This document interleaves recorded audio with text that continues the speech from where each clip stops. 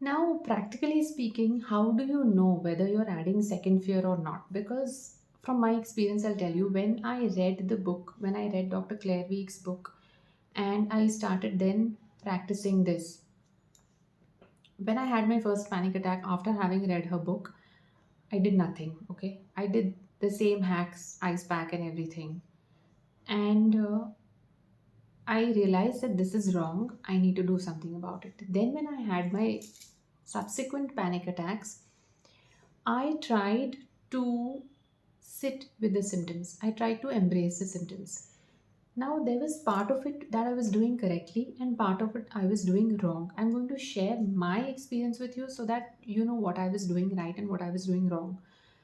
So, the first thing that I decided to do, and this is what I suggest to you as well, firstly, I decided to not use any hacks. So, not do anything. Sitting with the symptoms, I said, I don't know if I can or not. I will know in the moment. I have made a list of all the symptoms that I experienced during a panic attack. During a panic attack, depending on where I am, who I am with, what I'm doing, how I respond, I will know whether I'm able to embrace the symptoms. But one thing I decided, I will not reach out to any hacks. So I decided I'm not going to go and drink water. I'm not going to go and splash water on my face. I'm not reaching for that ice pack. I'm not messaging or calling anybody, and I'm not going and walking on grass. I'm not doing any of those things. I am going to do whatever it is that I would have done had the panic attack not been there. That's what I decided to do. Okay. This is the crux of it basically. You behave as if the panic attack is not there. Ignore. It's not that easy because, which is why here we are, discussing it in detail, because it is so frightening and it's so intense. But the crux of it is, if somebody is going to ask me in short, what is it that I should do if I'm having a panic attack, I will say, ignore. And then they're going to say, you've gone nuts. You don't know what a panic attack is. So that's what I decided anyway, that I will continue with life as if the panic attack is not happening.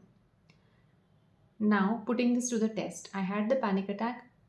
Yes, I didn't reach out for any of the supports. But what I did is, there were some things which I was very uncomfortable doing.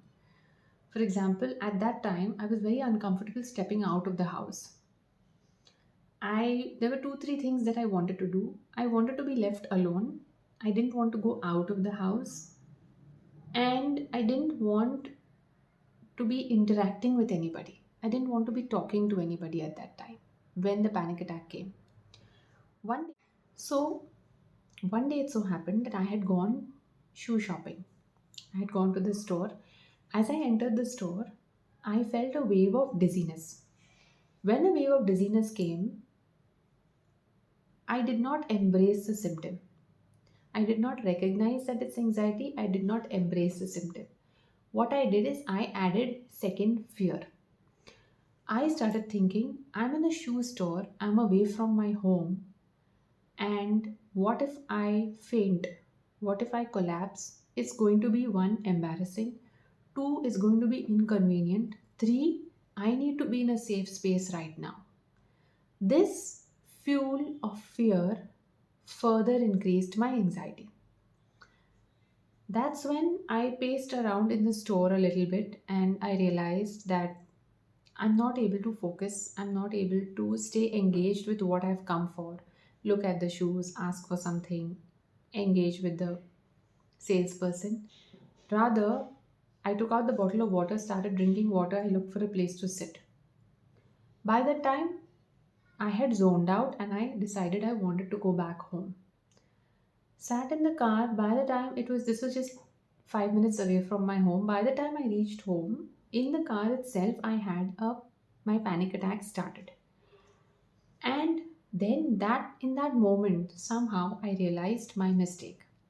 That what I'm doing is not accepting, it's not letting the symptoms be, it's not continuing doing what I would have done had the symptoms not been there.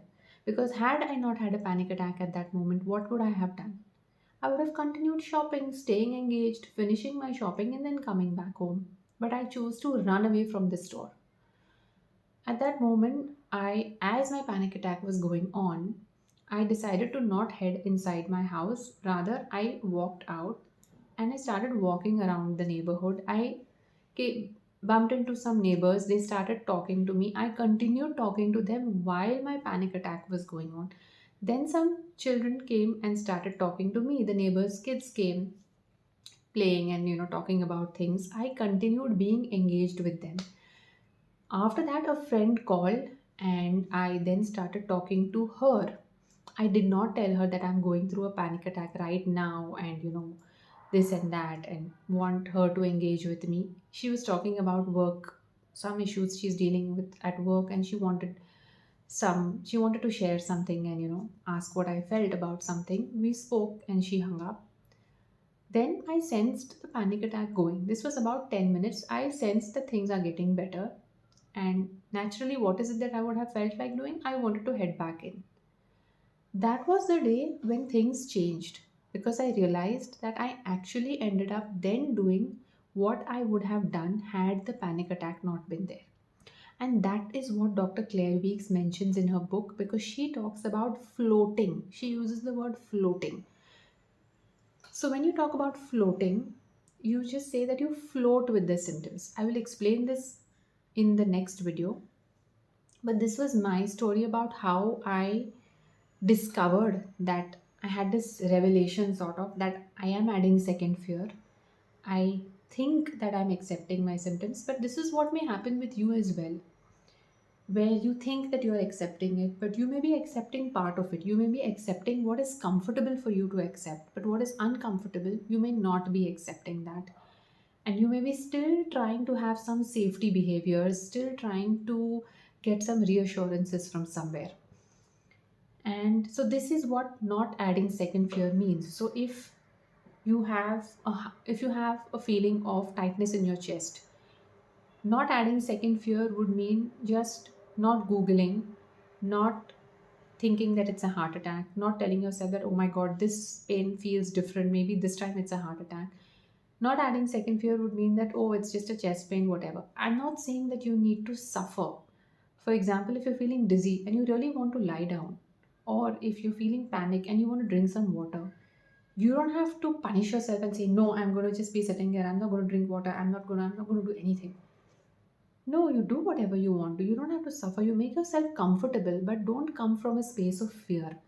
Come from a space of acceptance, embracing the symptoms, not adding second fear, knowing that this is panic, going back to the basics that, okay, I know why this is happening. I know that it's temporarily out of order. I know that I have to keep telling my brain that, hey, we are good. There's no danger. Thanks for doing this, but hey, we are good. We are good. There's no danger. I'm safe. Relax. You can stop doing this. Keep sending signals of safety to your brain so that your brain stops randomly sending signals of fear to you, stops randomly releasing these stress hormones and scaring you. So that's what second fear is all about.